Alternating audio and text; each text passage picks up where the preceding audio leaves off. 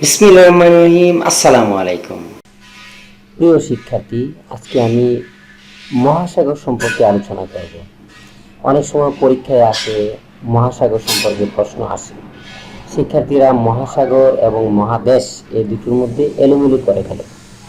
পৃথিবীতে মহাসাগর হচ্ছে 5টি, যেমন দ্য প্যাসিফিক, প্যাসিফিক মানে প্রশান্ত মহাসাগর, দি আটলান্টিক, আটলান্টিক মহাসাগর, দি ইন্ডিয়ান ওশন, ওশন মানে মহাসাগর, ভারত মহাসাগর, দ্য নর্থ ওশন, সুমেরু উত্তর মহাসাগর, দ্য সাউথ ওশন, কুমেরু দক্ষিণ মহাসাগর।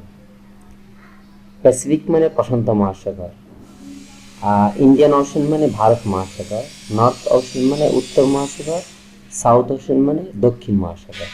প্রশান্ত মহাসাগর, আটলান্টিক মহাসাগর, ভারত মহাসাগর, উত্তর মহাসাগর এবং দক্ষিণ মহাসাগর।